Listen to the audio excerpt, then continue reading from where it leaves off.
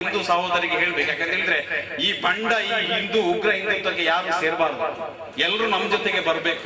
ಅದಕ್ಕಾಗಿ ಈ ಗೋಮಾಂಸದ ವಿಷಯದಲ್ಲಿ ಹಾದಿ ತಪ್ಪಿಸಿದಾರಲ್ಲ ಸಂಘ ಪರಿವಾರದ ಉಗ್ರರು, ಅವರಿಗೆಲ್ಲ ಹೇಳಿಕೊಡ್ಬೇಕು ಏನು ನಿಮ್ಮ ಮನುಸ್ಮೃತಿಗೆ ಹೇಳಿದೆ ಅಂತ.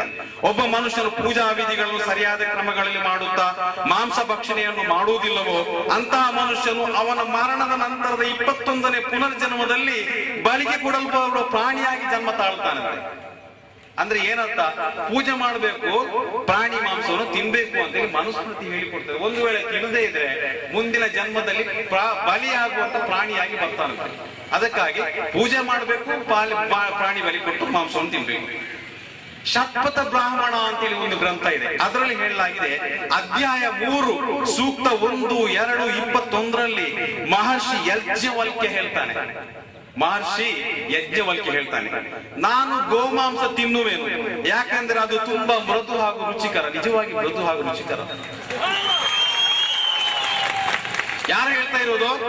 ಇಲಿಯಾಸ್ ಮೊಹಮ್ಮದ್ ಹೇಳ್ತಾ ಇಲ್ಲ, ಇದು ಮಹರ್ಷಿ ಯಾಜ್ಞವಲ್ಕ್ಯ ಶತಪಥ ಬ್ರಾಹ್ಮಣ ಅಧ್ಯಾಯ 3ರಲ್ಲಿ ಹೇಳ್ತಾನೆ, ನಾನು ಗೋಮಾಂಸ ತಿನ್ನುವೆನು ಯಾಕೆಂದ್ರೆ ಅದು ತುಂಬಾ ಮೃದು ಹಾಗೂ ರುಚಿಕರ.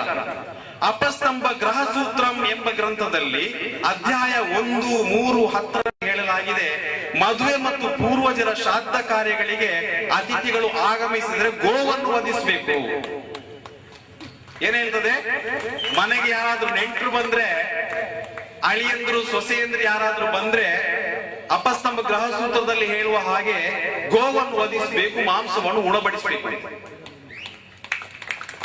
ಎಲ್ಲಿ ಎಲ್ಲ ಫೈಲು ಸಂಘ ಪರಿವಾರ ಟೋಟಲ್ ಪಂಕ್ಚರ್ ಆಗಿಬಿಟ್ಟಿದ್ದಾರೆ. ಈಗ ಏನು ಇಲ್ಲ ಅವರಿಗೆ. ದಯವಿಟ್ಟು ಈಗಾಗಲೇ ಆಲ್ರೆಡಿ ನಮ್ಗೆ ಗೋಮಾಂಸ ಹೆಸರಿನಲ್ಲಿ ಎಲ್ಲ ಮುಸಲ್ಮಾನ ಮೇಲೆ ಹಲ್ಲೆ ಮಾಡಿದಂತ ಹಿಂದೂ ಸಹೋದರಿದ್ದಾರಲ್ಲ, ಇನ್ನಾದ್ರೂ ನಿಮ್ಗೆ ಗೊತ್ತಾಯ್ತಲ್ವಾ? ಇನ್ನ ಅದೆಲ್ಲ ಬಿಟ್ಬಿಡಿ, ನೀವು ನಮ್ ಜೊತೆಗೆ ಬನ್ನಿ. ಬೇಕಾದ್ರೆ ನಾವು ನಿಮ್ಗೆ ಗೋಮಾಂಸದ ಸಿಹಿಯುಕ್ತವಾದಂತಹ ಸ್ವಾದಿಷ್ಟವಾದ ಭಕ್ಷ್ಯವನ್ನು ಮಾಡಿ ಕೊಡ್ತೇವೆ, ತಿಂದು ನೋಡಿ. ಯಾಕೆ ನಿಮ್ಮ ಗ್ರಂಥದಲ್ಲಿ ಹೇಳಿಬಿಟ್ಟಿದೆ ಅಲ್ಲ. ಋಗ್ವೇದದಲ್ಲಿ ಹೇಳಿದೆ. ಋಗ್ವೇದ ವೇದದಲ್ಲಿ 4 ವೇದಗಳಿದೆ, ಅದರಲ್ಲಿ ಒಂದು ವೇದ ಋಗ್ವೇದ. ಅದರಲ್ಲಿ 10, 85, 13 ಅಧ್ಯಾಯಗಳ ಹೇಳಲಾಗಿದೆ, ವಧುವಿನ ಮದುವೆ ಸಮಾರಂಭದಲ್ಲಿ ಹೋರಿಗಳನ್ನು ದನಗಳನ್ನು ವಧಿಸಬೇಕು. ಮದುವೆ ಸಮಾರಂಭದಲ್ಲಿ ವಧುವಿನ ಕಡೆಯವರು ಏನ್ ಮಾಡ್ಬೇಕು? ಹೋರಿ ಮತ್ತು ದನಗಳನ್ನು ವಧಿಸಬೇಕಂತೆ. ಋಗ್ವೇದ 6:17 1ರಲ್ಲಿ ತಿಳಿಸಲಾಗಿದೆ,